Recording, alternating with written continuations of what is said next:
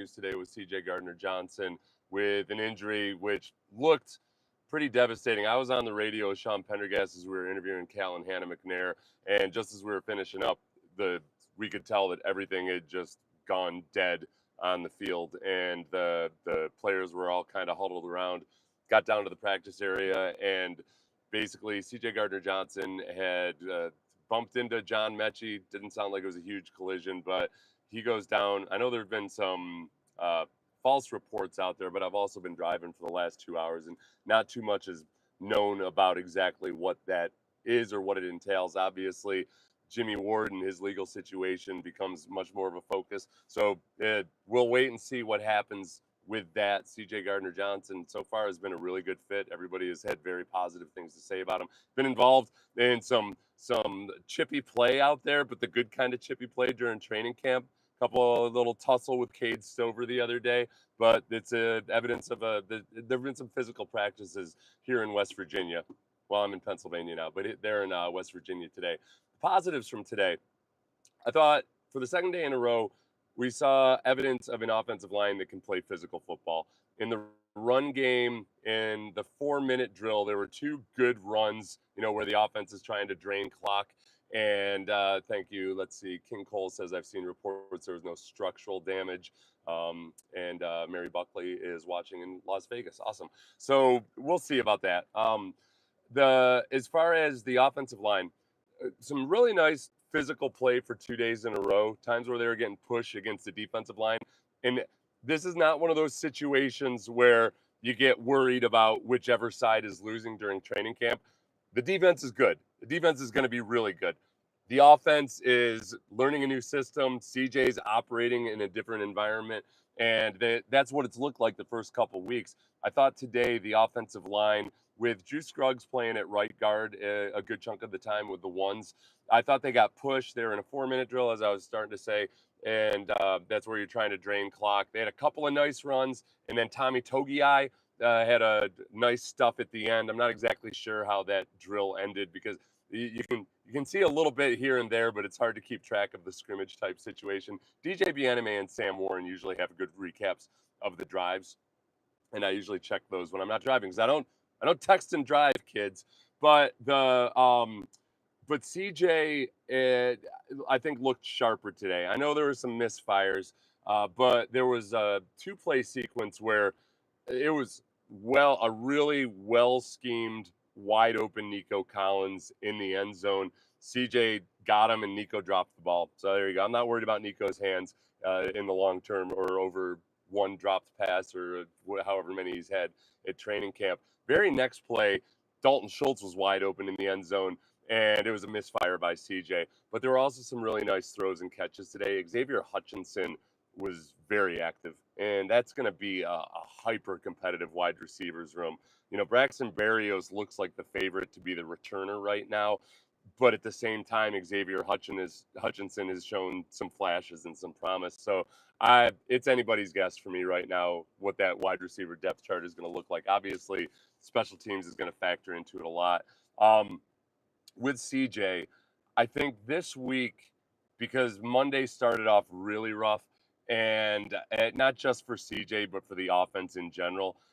This week, I've really tried to be patient and think about this in context, which is the offense showed progression through the week. The defense is firing on all cylinders. CJ at times has not looked like the ball placement specialist that we know he is. But I was hesitant to just completely excuse it as, hey, it's a new offense and CJ is operating differently. I'm a little bit more comfortable saying that I think that's a large portion of what it is right now. He's got a lot going on, and I know he's talked about it. I think he talked about it at the podium today. It might not sound like a lot, but it's like going from driving an automatic to driving a stick shift. You don't all of a sudden become a NASCAR driver the first day you learn how to drive a stick shift. And I think there's a little element of that here with CJ. And we've talked about this headed into the preseason. We've talked about how, hey, it's no matter how smart you are as a quarterback, learning an offense and the way they're going to operate this year, it takes a little bit of time. And when everything's just a little bit off and the protection hasn't been great, it got better this week. I think it got better today. There were some clean pockets today. There were times where CJ stood in the pocket for a while, and it wasn't because he was ignoring that he would have gotten sacked in a game or something. I was encouraged by that. Obviously, the physical play ties into that. The play action bought him some time today because the defense bid on the run. That's how Nico Collins and Dalton Schultz and other guys were able to get wide open. But everything is just a little bit disjointed. CJ's working on going through his progressions. I did an interview with D'Amico Ryans today that you can check out on my channel. I had an awesome conversation with him, and it was interesting because he was talking about how every player every day gets one thing to work on, one specific area to work on. And he started naming off examples of what it might be. And he mentioned, hey, with CJ, hey, today you're working on progressions. That's a big part of just him developing in this offense, is being sure he's going through his progressions and reading the coverages. The CJ pre-snap. I told you guys at the beginning of the week that was something that I really wanted to work on. Today it was nice because it was a scrimmage situation. And last year, what were we all frustrated with? We were really frustrated with them not getting out of the huddle, not getting up to the line of scrimmage, CJ only having 5 seconds or so at the line of scrimmage.